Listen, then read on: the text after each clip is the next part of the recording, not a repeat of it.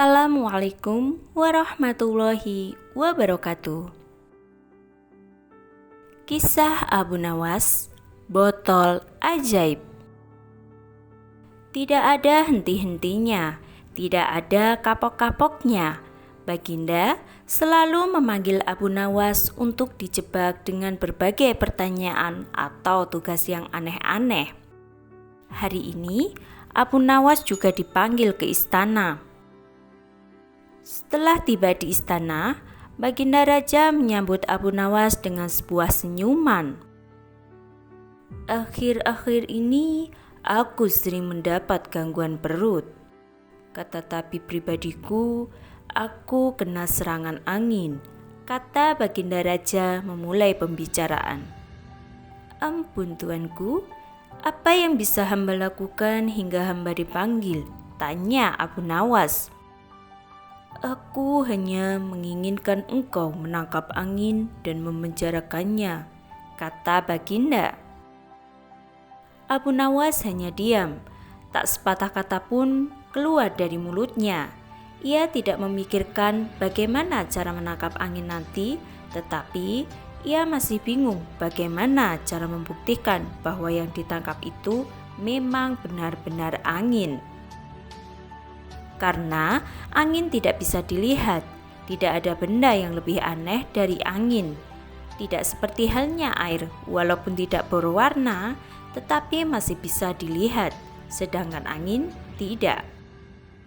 Baginda hanya memberi Abu Nawas waktu tidak lebih dari 3 hari. Abu Nawas pulang membawa pekerjaan rumah dari Baginda Raja.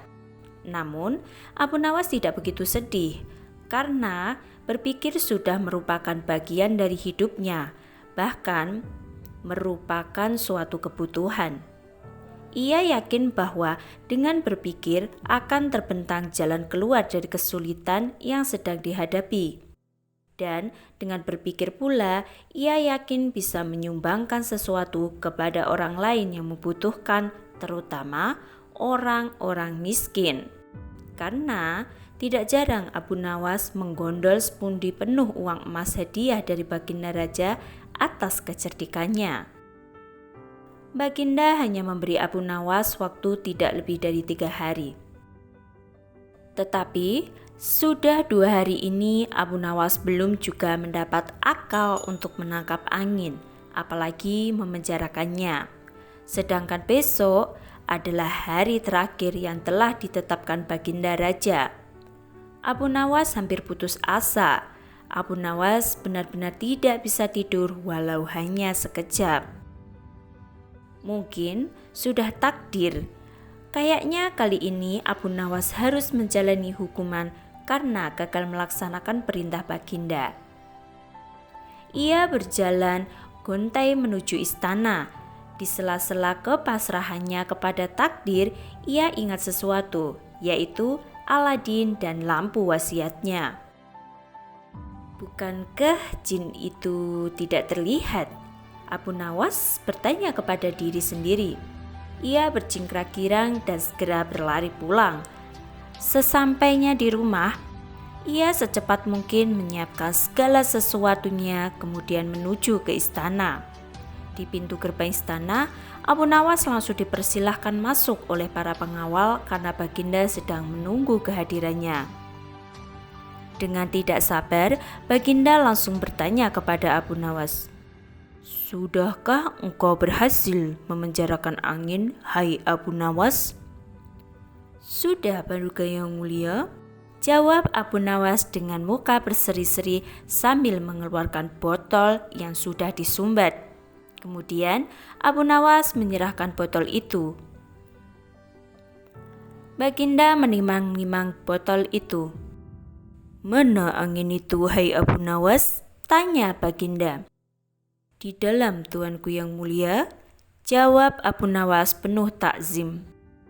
"Aku tak melihat apa-apa," kata Baginda Raja.